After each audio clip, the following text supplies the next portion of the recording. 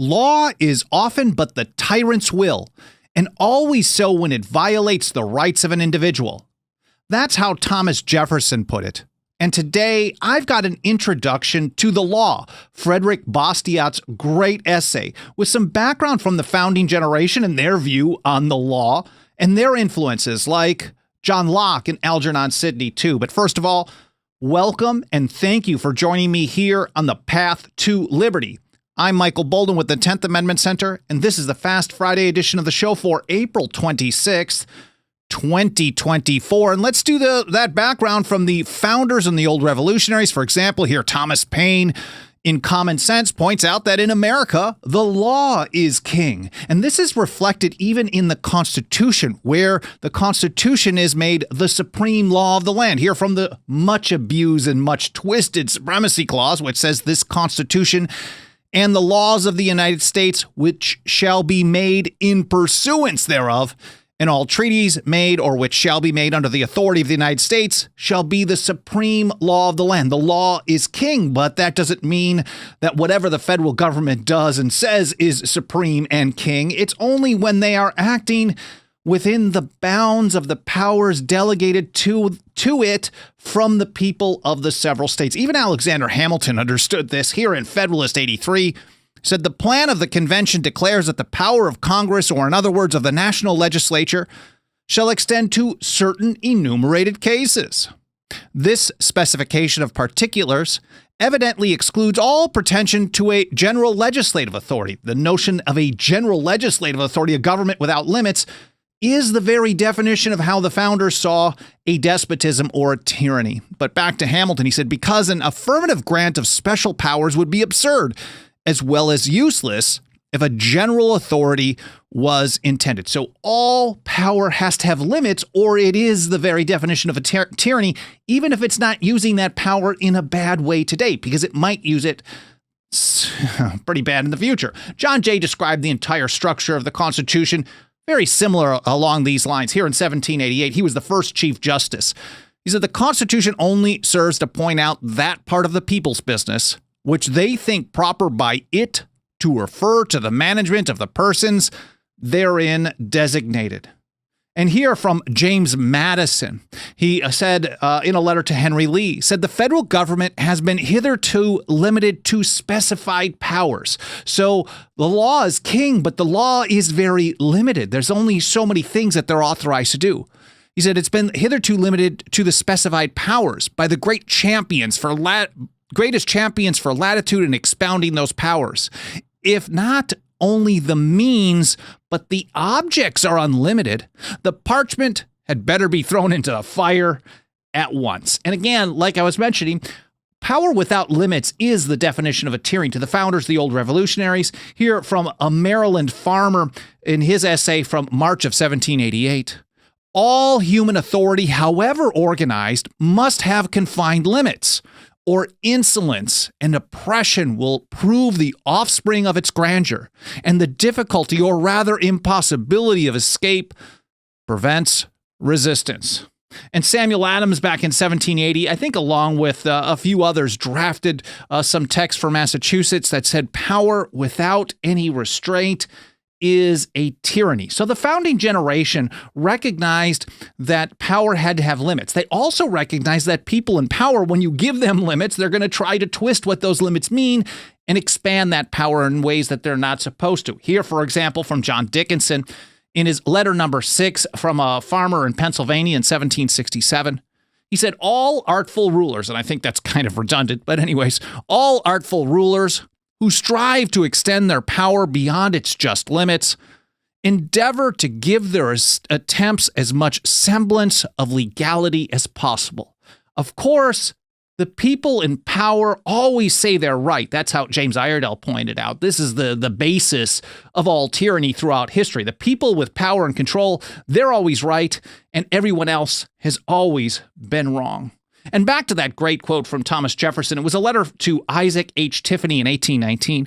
All these source documents, plus, as I'm going to get to Bastiat's The Law here in just a moment, will be linked to in the show notes. Alan Mosley will get that organized in the next couple of hours. And we publish a blog post for every single episode. I'll get that published a couple hours after the live stream is done over at 10thamendmentcenter.com/path to liberty. Again, this one bears repeating. Law is often but the tyrant's will, and always so when it violates the right of an individual. And if you're thinking about the rights of the individuals, the rights of the colonists is how it was described by Samuel Adams in his great paper of November 1772. He said, among the natural, again, this is not a total complete list, but these are the primary ones. Among the natural rights of the colonists are these. First, a right to life. Secondly, to liberty. Thirdly, to property, together with the right to support and defend them in the best manner they can. So law is the tyrant's will when it violates these natural rights of individuals. Plus, of course, this is all about self-defense. And Samuel Adams put it this way. He said, these are evident branches of, rather than deductions from, the duty of self-preservation, commonly called the first law of nature. And we know that many of these views from the founding generation, the old revolutionaries, these views were very much influenced, as I mentioned at the beginning, by late 17th century writers like Algernon Sidney and John Locke. Here, for example, from Locke in his two treatises, he said, the power of the legislative being derived from the people by a positive voluntary grant and institution can be no other than what that positive grant conveyed. We look at the powers delegated to the federal government. James Wilson described the structure as they can only have what has been under positive grant, what has been delegated to them. And anything beyond them is anything that goes beyond that power is invalid. And you get that all the way back to John Locke in the late 17th century. And again from Locke, he said, for wherever the power that is put in any hands for the government of the people and the preservation of their properties, of course, this was the only just end of government to Locke and the founding generation, is applied whenever it's applied to other ends and made use of to impoverish, harass, or subdue them to the arbitrary and irregular commands of those who have it, there it presently becomes tyranny, whether those that use it are one or many. So it is a tyranny. Again, if they go beyond their limits, this is a tyrannical act. We live this 24/7, 365, every day of every year of our lives. This happens constantly. That's how Locke described it. Of course, that's how Samuel Adams described it, also in 1780. And here, how do you deal with that? This is how Algernon Sidney put it. It was published after he passed. He was killed for writing this type of stuff, put to death by government. He was seen as a martyr to liberty, a hero to the revolutionaries. Sidney said, that which is not just is not law, and that which is not law ought not to be obeyed. So we're understanding what are the limits of law? What are the bounds of what is legitimate law? It can only do those things. Law is only those things that the people have allowed government or decide that government should be doing, what they've delegated to government in the Constitution in our system here. Back to John Locke. He said, whosoever in authority exceeds the power given him by the law and makes use of the force he has under his command to compass that upon the subject, which the law allows not, ceases in that to be a magistrate, and acting without authority may be opposed as any other man who by force invades the right of another. So he's even taking it to another level than what Algernon Sidney had to say. Here from Paul Meany, I believe, over at libertarianism.org, in an article, An Introduction to Bastiat's The Law. It's a great piece. It'll be linked to in the show notes. He writes that Bastiat, and this is 1850, I think it was published just months before he passed away, very young, in his late 40s or 50 years old. Bastiat, like many natural rights theorists, argues that God has given every person a right to defend their person, property, and liberty from the attacks of others. Sounds very similar to what Samuel Adams had to say in 1772. The right to life, to liberty, to property, together with the means to defend them in whatever is best for their situation, whatever manner they can. And Paul goes further. He says, Since every person individually has the right to protect themselves, Bastiat explains, then they are perfectly justified in banding together and organizing a system that provides for every member's defense against their personality, their liberty, or their property. And here's how Bastiat puts it under a section, What is Law? He said, it is the collective organization of the individual right to lawful defense. So it's about self-defense. It's about individual rights. He said, each of us has a natural right from God to defend his person, his liberty, and his property. These are the three basic requirements of life. It's the duty of self-preservation, is how Samuel Adams put it. And the preservation of any one of them is completely dependent upon the preservation of the other two. And again, he said, since an individual, this is like, of course, so many people think that what individuals are not authorized to do, somehow government is authorized to do that. And Bastiat really hammers home that this is absurd. I'm not going to get into too much detail on it, but other than this quick quote, he said, since an individual cannot lawfully use force against the person, liberty, or property of another individual, then the common force, for the same reason, cannot lawfully be used to destroy the person, liberty, or property of individuals or groups. So what is morally right, what is based in justice, is the same whether it's for a single person or for a group of people who band together as a government. That was Bastiat's. Today it's still a very radical view. But going further, he said, unfortunately, though, and this is in a section called The Complete Perversion of the Law, unfortunately, law by no means confines itself to its proper functions. He's recognizing that law is meant to be for the preservation of person, liberty, and property. But that doesn't mean it just stays that way. It's not going to stay that way on its own. It's very similar to what Jefferson is saying. Law is often but the tyrant's will, and always so when it violates the rights of an individual. And Bastiat points out that the law has been used to destroy its own objective. It has been applied to annihilating the justice that it was supposed to maintain, to limiting and destroying rights, which its real purpose was to respect. A complete perversion of how things are supposed to be. Now, unfortunately, when people allow it, it makes it much more difficult to turn things around. But anyways, Paul over at libertarianism.org says, since everyone wishes to live with as little labor as possible, this is kind of a fatal flaw. It's greed combined with political power. It's a problem, as Paul described it. He says, since everyone wishes to live with as little labor as possible, we want an easier life, of course. Bastiat explains that those in charge of the laws invariably will use them to plunder the population at large. If you've heard the term legalized government theft, taxation is theft, legalized plunder, we can trace this back to Bastiat and those that influenced his writing as well. He said, back to this article, when this perversion of law takes place, society is separated into two classes, the plunderers and the plundered. The law now sanctions what Bastiat calls, quote, legal plunder. And of course, it's impossible, Bastiat points out, to introduce into society a greater change and a greater evil than this, the conversion of the law into an instrument of plunder. To him, this was the greatest evil known to man. And he asks, what are the consequences of this? But you can't, they're so great, there's so many, and so constant that you can't even come up with a list. He said, it would take volumes to describe them all. Now, we know that this type of legalized plunder, it's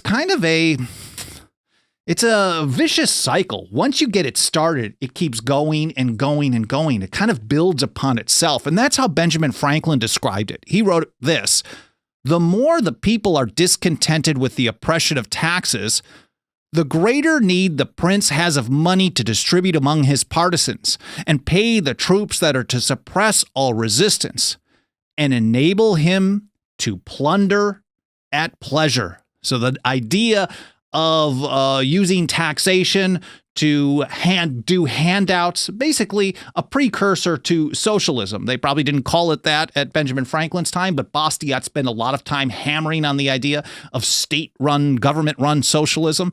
And Franklin looked at this and saw it as plunder as well, very similar to what Bastiat had to say. Now, he says, unfortunately, the law defends this many times. They create the law. The people with power do this. He said, sometimes the law defends plunder and participates in it. Thus, the beneficiaries are spared the shame, danger, and scruple which their acts would otherwise involve. If we think about charity, if we think about helping other people, of course, anytime you say government shouldn't do something, supporters of the monster state today and all through history, Bastiat talks about this as well, they will attack you as thinking that no one should do such a thing at all. If government shouldn't take care of people's health care, then you think people shouldn't have, or you're told that people shouldn't have health care. If government doesn't provide people retirement insurance, I guess we could call it for lack of a better phrase right now, then they think you want people to die in the streets when they get old. But just because you don't want government to do something, because you don't want government to plunder some to hand out to others, to create this situation of tyranny, anyways, I'll get to more of that in just a moment. Sometimes the law defends the plunder and participates in it, writes Bastiat. Thus, the beneficiaries are spared this shame and danger because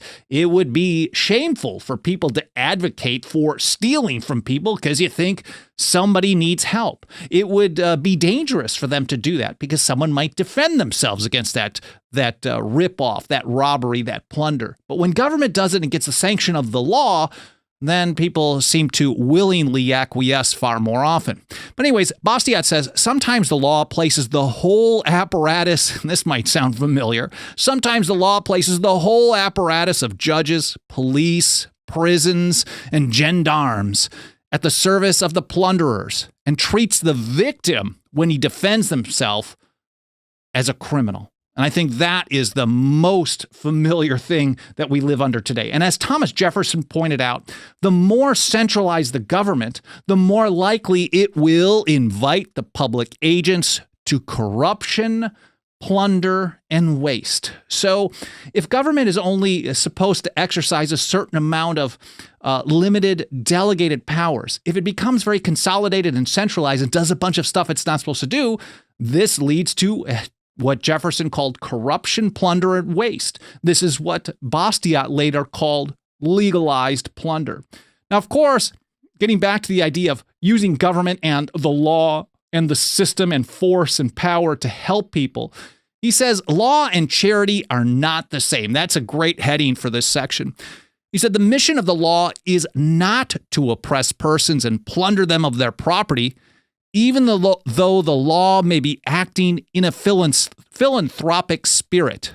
Its mission is to protect persons and property. So the only just use of the law is to protect person, their liberty, and their property. And that's why it's so easy to kind of get away when government pushes for charitable things, for philanthropy. That's why so many people go along with it, because they can't think creatively. Anyways, he said, if you exceed this proper limit, if you attempt to make the law religious, fraternal, equalizing, philanthropic, industrial, literary, or artistic, you will then be lost in an uncharted territory, in vagueness and uncertainty, in a forced utopia, or even worse, in a multitude of utopias, each striving to seize the law and impose it upon you. And ultimately, once government gets in the business of doing charitable work, of equalizing work, industry, literary, artistic, all of this stuff, then the amount of things that it can apply that power to is totally limitless. And that's why we hear from people like James Madison that charity is no part of the legislative duty of the government. The founding generation didn't want the federal government to be running charity. That was supposed to be for individuals. Anyways, back to Bastiat. He, in a section called A Confusion of Terms, he really starts talking about socialism here, and he talks quite a bit about it. Again, you should definitely read this. It's not a really long essay, and it's really, really good stuff.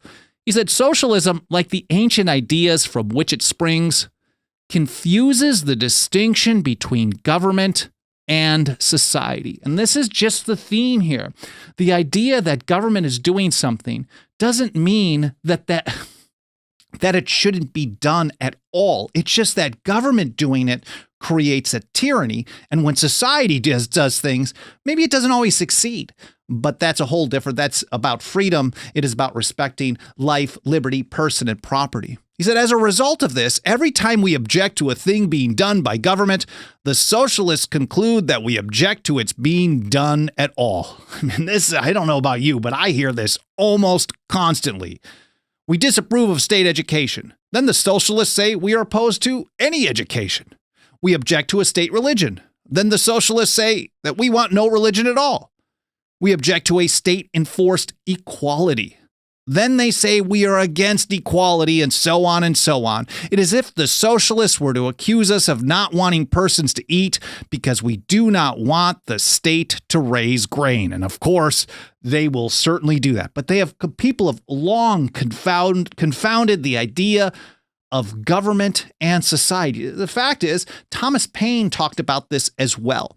Here in the beginning of his Common Sense in January of 1776, he said, some writers have so confounded society with government as to leave little or no distinction between them, whereas they are not only different, but have different origins.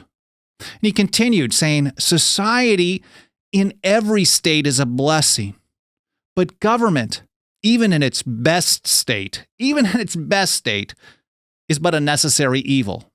In its worst state, an intolerable one. For when we suffer or are exposed to the same miseries by a government, which we might expect in a country without government, our calamity is heightened by reflecting that we furnish the means by which we suffer. And then Bastiat does spend some time talking about what is the proper function of a legislature. What is the proper function of the law? Here, for example, he said, it is not true that the function of law is to regulate our consciences, our ideas, our wills, our education, our opinions, our work, our trade, our talents, or our pleasures. The function of the law is to protect the free exercise of these rights, and to prevent any person from interfering with the free exercise of these same rights by another person. It sure sounds like he was influenced a little bit by people like Thomas Jefferson, who once wrote, "No man has a natural right to commit aggression on the equal rights of another." Well, I hope you guys found this interesting. I hope it was educational. More important than anything, I hope you learned something. If you want to help us reach and teach more people with these essential foundational principles, absolutely nothing helps us do this work more than the financial faith and support of our members. You can join us for as little as $2 a month. You got a couple of bucks of that dirty government fiat. Please consider throwing it our way over at 10thamendmentcenter.com/members. Again, 10thamendmentcenter.com/members. Again, I really appreciate you spending some of your time with me today. I hope you enjoyed the episode. I hope you have an awesome weekend, and I hope to see you next week here on the Path to Liberty.